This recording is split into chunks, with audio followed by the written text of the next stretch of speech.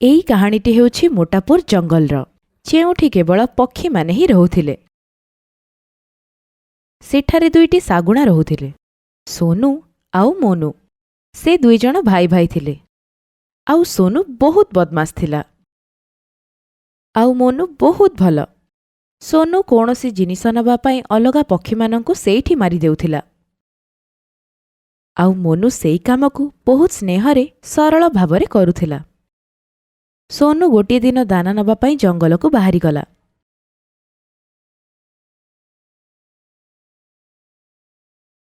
ଏ ପକ୍ଷୀ, ମୋତେ ତ ଖାଇବା ଦେ, ନହେଲେ ମୁଁ ତୋତେ ଖାଇଯିବି। ଆରେ ଇଏ କିଏ ଅଭଦ୍ରାମୀ? ମୁଁ ନିଜ ଖାଇବା ନିଜେ ଆଣିଛି, ତମେ ଯାଇ ନିଜର ଆଣ।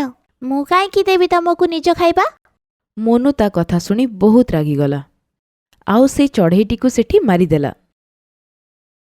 ଆଉ ସେଇ ଜାଗା ଦେଇ ମୋନୁ ସେଠାରୁ ଉଡ଼ି ଯାଉଥିଲା। ତେବେ ସେ ହଠାତ୍ ଦେଖିଲା ଯେ ସୋନୁ ସେ ଚଢ଼େଇଟିକୁ ମାରିଦେଲା। ସେ ଜଲ୍ଦି ଉଡ଼ି ଉଡ଼ି ଯାଇ ସୋନୁକୁ ସେଠାରୁ କାଢ଼ିଦେଲା, ଆଉ ମୋନୁ ଚଢ଼େଇ ଛୁଆକୁ ବଞ୍ଚାଇଦେଲା ସୋନୁ କବଳରୁ। ତୁ କେତେ ନିର୍ଲଜ୍ଜରେ ସୋନୁ। ହଁ, ତୁ ସବୁ ପକ୍ଷୀମାନଙ୍କୁ ମାରି ପକଉଛୁ, ଆଉ ଏବେ ତାର ଛୁଆଟାକୁ ବି ଖାଉଥିଲୁ। ଛୁଆ ହେଲା ତ ମୋର କ'ଣ ଯାଉଛି? ତୋର ମନ ନା ପଥର। କ'ଣ ରେ, ତୁ ଦେଖୁନୁ ଏ ଛୁଆମାନେ କେତେ ଛୋଟ। ନାଇଁ, ମୋତେ କେବଳ ଖାଇବା ଦରକାର। ସେ ଦୁଇଜଣ ଜଙ୍ଗଲର ଗୋଟିଏ ଗୁମ୍ଫା ଭିତରେ ରହୁଥିଲେ। ମୋନୁ ସବୁବେଳେ ସମସ୍ତଙ୍କର ସାହାଯ୍ୟ କରିବାକୁ ଚାହୁଁଥିଲା, ଆଉ ସୋନୁ ସବୁବେଳେ ସମସ୍ତଙ୍କୁ ମାରିକି କାମ ଚଳାଉଥିଲା। ଗୋଟିଏ ଦିନ ସୋନୁ ଗୋଟିଏ ଗଛ ଉପରେ ଯାଇ ବସିପଡ଼ିଲା। ତେବେ ସେଇ ଗଛରୁ ସ୍ୱର ଶୁଣାଗଲା, ବଞ୍ଚାଅ, ବଞ୍ଚାଅ। ଆରେ କ'ଣ ହେଲା ତମକୁ? କାହିଁକି କାନ୍ଦୁଛ? ସେ ଯୋଉ ଗଛଟା ତମେ ଦେଖୁଛ, ସେଟା ମୋର ମୂଳରୁ ହିଁ ଆସିଛି, ଆଉ ତାକୁ କିଏ ତୀର ମାରିଦେଇଛି। ତାକୁ ପ୍ରବଳ ଦରଦ ହଉଛି। ତମେ ଟିକେ ତୀରଟା ବାହାର କରିଦିଅ। ମୁଁ ତମ କାମ କାହିଁକି କରିବି? ମୁଁ କିଛି କାମ କରିବିନି। ବାହାର କରିଦିଅ ବାପା, ମୁଁ ତମର କୃତଜ୍ଞ ରହିବି। ପରେ ଯେତେବେଳେ ମୋର ସାହାଯ୍ୟ ଦରକାର ଥିବ ମୁଁ କରିବି। ସୋନୁ ଶାଗୁଣା ସେଠି କିଛି ନ କହି ସେଠାରୁ ଉଡ଼ିକି ଚାଲିଗଲା। ଆଉ ସେତେବେଳେ ପଛରୁ ମୋନୁ ଶାଗୁଣା ଆସିଲା, ଆଉ ସେଇଠି ଆସି ବସିପଡ଼ିଲା। ଗଛ ସେତେବେଳେ ବି କାନ୍ଦୁଥିଲା। ମୋନୁ ତାର ସ୍ୱର ଶୁଣିଲା, ଆଉ ତାପରେ ପଚାରିଲା, ଗଛ ଅଜା, ଆପଣଙ୍କୁ କ'ଣ ହେଲା? ଆପଣ କାହିଁକି କାନ୍ଦୁଛନ୍ତି? ବାପା, ମୋର ଟିକେ ସାହାଯ୍ୟ କର। ସେ ଯୋଉ ଗଛଟା ତମେ ଦେଖୁଛ, ସେଟା ମୋର ହିଁ ମୂଳରୁ ବାହାରିଛି, ଆଉ ତାକୁ କିଏ ତୀର ମାରି ପକେଇଛି। ତାକୁ ଟିକେ ବାହାର କରିଦିଅ। ମୋନୁ ଶାଗୁଣା ଯାଇ ତୀରଟିକୁ କାଢ଼ିଦେଲା, ଆଉ ଗଛଦାତା ବହୁତ ଖୁସି ହେଇଗଲେ। ମୋନୁ, ତମେ ବହୁତ ଭଲ। ତମକୁ ଯେତେବେଳେ ବି ମୋର ସାହାଯ୍ୟ ଦରକାର ଥିବ, ମୋତେ ଆସିକି କହିବ। ହଁ ଗଛ ଅଜା, ନିଶ୍ଚିତ ରୂପରେ। ସେଇ ଜଙ୍ଗଲରେ ଖାଇବା ମିଟୁ ରାଜାଙ୍କଠୁ ମିଳୁଥିଲା। ମିଟୁ ସମସ୍ତଙ୍କୁ ସମାନ ଖାଇବା ଦେଉଥିଲା।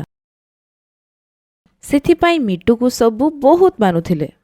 କିନ୍ତୁ ସୋନୁ ସବୁବେଳେ ନିଜ ଖାଇବା ସାରିକି ଅନ୍ୟ ଚଢ଼େଇଙ୍କ ଖାଇବା ବି ଚୋରି କରୁଥିଲା। ଆଉ ତାର ଅନ୍ୟାୟର କଥା ଜାଣି ଅନ୍ୟ ଚଢ଼େଇମାନେ ମିଟୁ ରାଜାଙ୍କଠାରୁ ସାହାଯ୍ୟ ମାଗିଲେ। ସୋନୁ, ମୁଁ ତମର ବହୁତ ଅଭିଯୋଗ ପାଉଛି। ତମର ଶାସ୍ତି ଏଇଟା ଥିବ, ତମେ ଏକୁଟିଆ ଗୋଟେ ଗୁଫାରେ ରହିବ, ଆଉ ତମକୁ ସେଇଠି କିଏ ବି ଖାଇବା ଦବନି। ଆଉ ଯଦି ତମେ କୌଣସି ପକ୍ଷୀକୁ ଲୁଚେଇକି ଖାଇଲ, ତମକୁ ଆହୁରି ଶାସ୍ତି ଦିଆହବ। ସୋନୁ ଏ କଥା ଶୁଣି ସେୟା ହିଁ କଲା ଯାହା ମିଟୁ ରାଜା କହିଲେ। 5-6 ଦିନ ଏମିତି ହିଁ ବିତିଗଲା। ସୋନୁକୁ ବହୁତ ଭୋକ ଲାଗିଲା। ସେ ଚୁପଚାପ ବାହାରେ ଉଡ଼ି ଶିକାର ପାଇଁ ଚାଲିଗଲା, ଯେମିତି ମିଟୁ ରାଜା ନ ଜାଣିପାରନ୍ତୁ। ଆଉ ତାପରେ ଗୋଟିଏ ପକ୍ଷୀକୁ ମାରି ସେ ନିଜର ଖାଦ୍ୟ ବନେଇଲା। ମିଟୁ ରାଜା ଏ କଥା ପୁଣି ଥରେ ଶୁଣିଲେ ଯେ ସୋନୁ କୌଣସି ପକ୍ଷୀକୁ ମାରିକି ପୁଣି ଖାଇଦେଇଛି। ତେବେ ମିଟୁ ରାଜା ପୁଣି ସୋନୁକୁ ଡାକିଲେ। ସୋନୁ, ତମର ଶାସ୍ତି ଏଇଟା ଥିବ, ଯେମିତି ତମେ ଅନ୍ୟ ଲୋକମାନଙ୍କୁ ମାରୁଛ, ଆଜି ଆମେ ତମର ବଳି ନେବୁ। ତୋତା ରାଜା, ମୋତେ କ୍ଷମା କରିଦିଅନ୍ତୁ। ମୁଁ ଆଉ କେବେ ଭୁଲ କରିବିନି।